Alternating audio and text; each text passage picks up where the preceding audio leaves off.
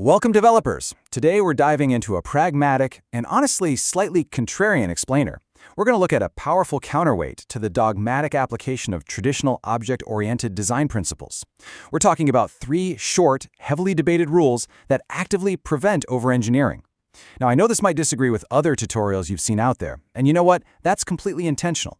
We are putting down the textbooks for a few minutes and looking at the messy reality of building software in the trenches, where things change constantly and flexibility is literally survival.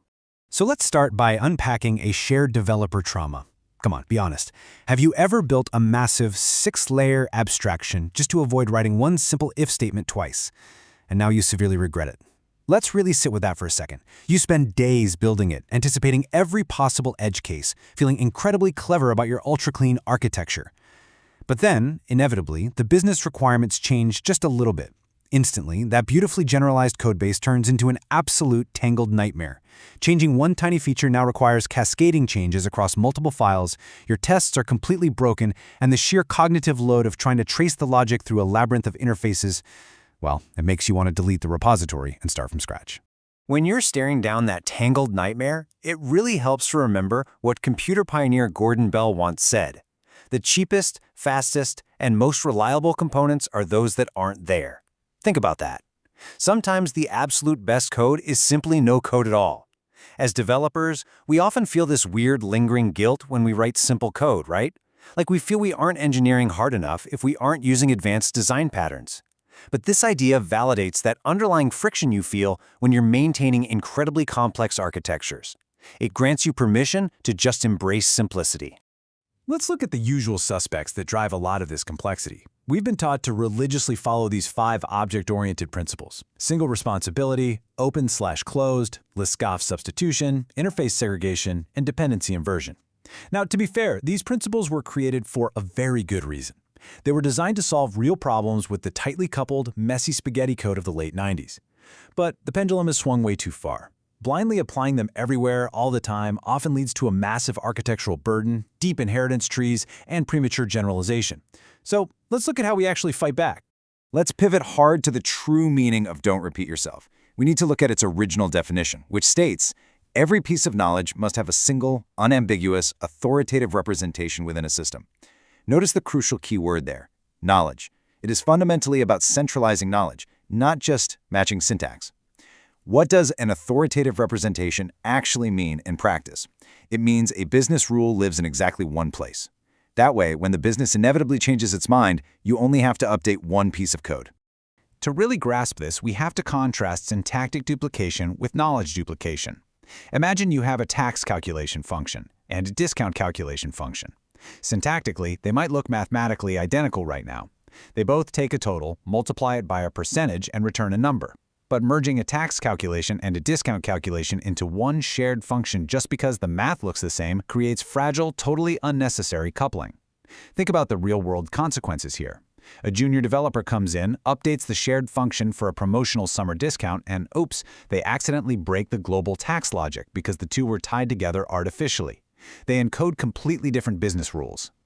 The brutal reality is that duplication is far, far cheaper than the wrong abstraction. 2 identical-looking functions are not a violation of don't repeat yourself if they encode completely different business realities. If you force an abstraction on unrelated concepts just to save a few keystrokes, you will inevitably fall into the Boolean trap.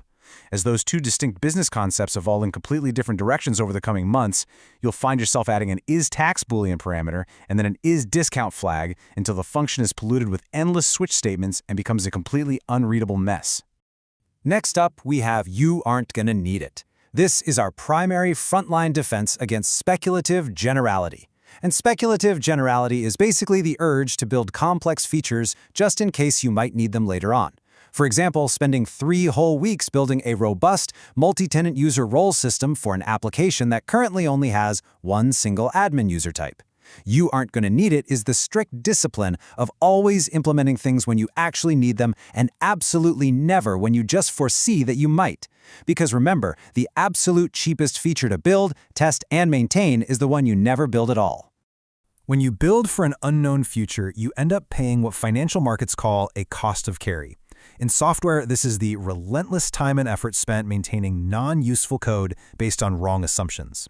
That speculative multi-tenant role system you built just in case, it acts as dead weight. It slows down your entire team, it makes every future refactoring significantly harder, and it adds a massive cognitive load. Navigating around dead, unused code actively drains a developer's mental energy every single time they have to open that file to work on an actual paying feature. So this discipline of waiting forms the foundation of what we call the rule of three. It's a really powerful framework for knowing exactly when to abstract. Step 1, you write the code. Step 2, when you see the first duplication of that knowledge, you leave it alone. Seriously, do not touch it. Why? Because 2 points don't make a trend, and you don't yet know the axis on which this code is going to change. Step 3, wait patiently for the second duplication of knowledge, the third total instance, before introducing an abstraction. Make the code prove beyond a shadow of a doubt that the abstraction is actually necessary. Our third rule is keep it simple, stupid. Think of this as your ultimate decision-making tiebreaker. Look, developers love to debate. We will argue for hours over minor performance gains or hypothetical future extensibility. But keep it simple, stupid dictates that when you're faced with multiple paths forward and two designs are roughly equivalent on every other axis, the simpler one wins, every single time. Unless a complex architectural design offers a massive, undeniable, and immediate benefit, a single flat function does the exact same job just as well, and honestly, it's so much easier to read. The return on investment for this kind of simplicity is absolutely massive. Code that is simple is naturally faster to write. It inherently has fewer bugs because there's simply less logic to fail. It is infinitely easier to debug at 3 a.m. when production is down and you're half asleep, and it drastically limits cognitive load for new hires. Simplicity engineering is not just some stepping stone for juniors, it is a rigorous, professional discipline. In fact, it takes far more senior-level restraint and architectural maturity to write simple code than it does to write overly clever, complex, and brittle code hierarchies. Now let's look at where these different worlds collide. There is a direct architectural tug-of-war happening in your code base right now. On one side, you have the open-close principle, which encourages upfront, speculative abstraction by telling us to be open for extension but closed for modification. It constantly pulls you to add interfaces and base classes. But on the other side, you have don't repeat yourself, which, when properly understood as centralizing knowledge, acts as the counterweight. It pulls you back. It actively resists that unnecessary abstraction until the duplication of business rules is a proven reality. So how do we actually resolve this tension day to day? Well, the pragmatic resolution is just to wait. Default to simple, knowledge-based duplication, keep your code flat and readable, only add that open/closed extension point or that centralized abstraction when the duplication of knowledge is absolutely undeniable. And let's be clear, waiting isn't laziness, it is strategic patience. You are waiting for more information from the business so you can build the right thing, make the abstraction earn its place in your codebase through sheer necessity rather than sneaking in through a theoretical textbook recommendation. Ultimately, while patterns and principles are incredibly useful tools to have in your tool belt, you have to remember one thing.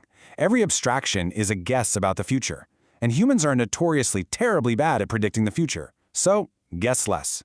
Stop trying to predict what the business might need 3 years from now, and focus on delivering readable, simple code for what they need today. Look at the codebase you're working on right now. How much of it is solving today's real problems, and how much of it is just a bad guess about tomorrow?